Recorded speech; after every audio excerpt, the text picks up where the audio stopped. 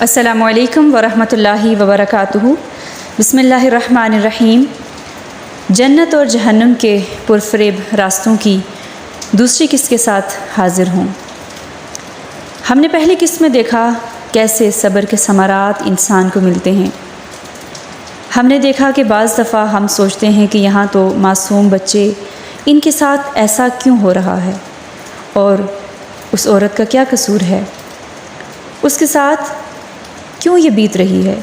یہ بات ہمیں سمجھ میں نہیں آتی، مگر حکمتیں ہوتی ہیں۔ کوئی بیمار کی عیادت کرتا ہے تو وہ کتنے فرشتوں کی دعائیں لیتا ہے، کوئی صبر کرتا ہے تو کیا پاتا ہے، یہ سب ہم نہیں جانتے۔ تو آئیے آج ہم دیکھتے ہیں ہمارے سامنے کس کا واقعہ ہے۔ رات بہت گہری تھی، ایسے میں دور دور کسی گھر میں کوئی روشنی نظر آ رہی تھی۔ میں نے ایک گھر سے قرآن کی تلاوت سنی تو بے چین ہو کر اس میں جھانکا۔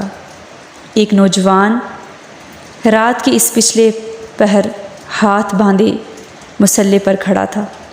وہ قرآن پڑھتا جا رہا تھا اور روتا جا رہا تھا۔ پھر اس نے لمبا سجدہ کیا اور سلام پھیرنے کے بعد پھر سجدے میں چلا گیا، اور بہت دیر تک وہ سسکیاں لیتا رہا۔ کس چیز نے اس کو رات کے اس پہر میں اس کے نرم بستر سے اٹھایا؟ کس چیز کو اس نے مصلی پر کھڑا کیا؟ مجھے اس کو دیکھ کر ربی ایک تابعی گزرے وہ یاد آ گئی۔ وہ بھی اپنی جوانی کے زمانے میں تھے، اور رات کی تاریکی میں جب لوگ گہری نیند سو جایا کرتے تھے تو وہ اللہ تعالیٰ کے سامنے اتنا گڑ گڑایا کرتے، اتنی گریہ زاری کرتے کہ ان کی حالت خراب ہو جاتی تھی، اور بوڑھی ماں کو اپنے اس لاڈلے بیٹے کی اس حالت پر اتنا ترس آتا، اور اس کو لگتا تھا کہ میرے بیٹے کو کچھ ہو نہ جائے۔ وہ آواز دیتی تھی، میرے بچے، ماں صدقے، تجھے کیا ہو گیا ہے؟ تیرے سے کوئی جرم ہو گیا کیا؟ کسی کا قتل کر دیا ہے؟ بیٹا مجھے بتا تو صحیح، کون ہے مقتول؟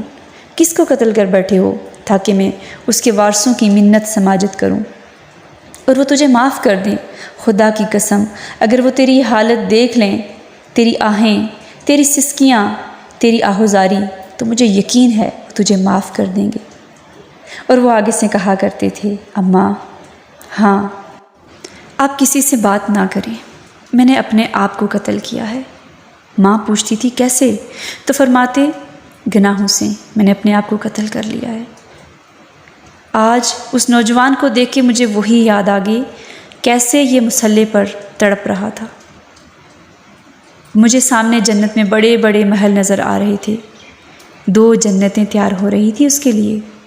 وہ یہاں پر اللہ کے خوف سے کانپ رہا ہے، وہ وہاں فرشتے اس کی جنتیں بنا رہے ہیں۔ واقعی وَلِمَنْ خَافَ مَقَامَ رَبِّهِ جَنَّتَانِ، جو اپنے رب کے سامنے کھڑا ہونے سے ڈرا، اس کے لیے 2 جنتیں ہیں۔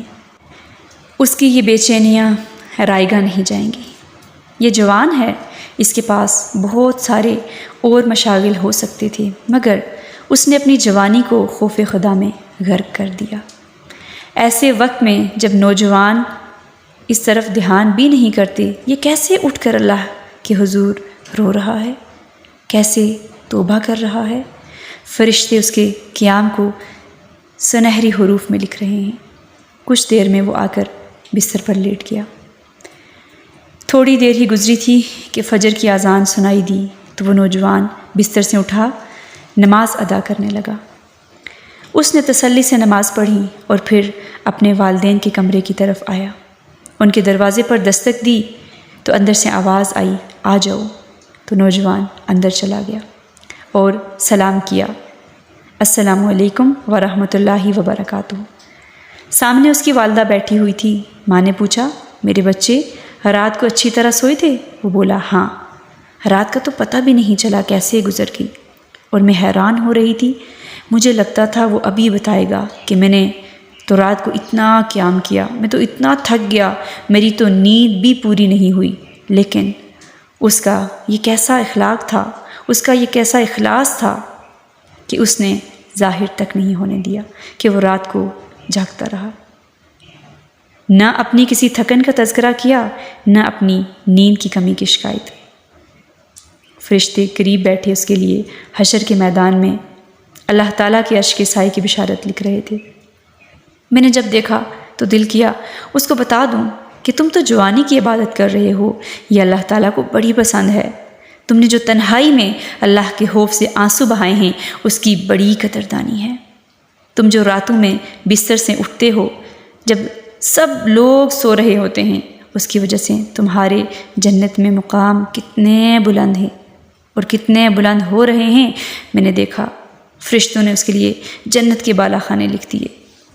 واقعی میں جس کو اللہ کی محبت مل جاتی ہے پھر اس کے لیے دنیا کی مصروفیات، دنیا کے دھندے کچھ نہیں رہتے۔ پھر وہ کام، وہ مصروفیات اس کو اللہ کی یاد سے کیسے دور رکھ سکتے ہیں؟ پھر اس کی تنہائیاں، اس کی راتیں رب کے حضور مصلی پر گزرتی ہیں۔ پھر وہ اللہ تعالیٰ سے راز و نیاز کرتا ہے۔ میں اپنی سوچ میں تھی کہ ماں نے بیٹے سے کہا، بیٹا رات کو تمہارے کمرے سے قرآن پڑھنے کی آوازیں آ رہی تھیں، تم سوتے کب ہو؟ دیکھو تو آنکھوں کے نیچے کیسے ہلکے پڑ گئے ہیں، رنگ پیلا ہوا جا رہا ہے۔ نوجوان نے سر جھکا لیا۔ ارے تم کیا ان مولویوں کے پیچھے لگ گئے ہو؟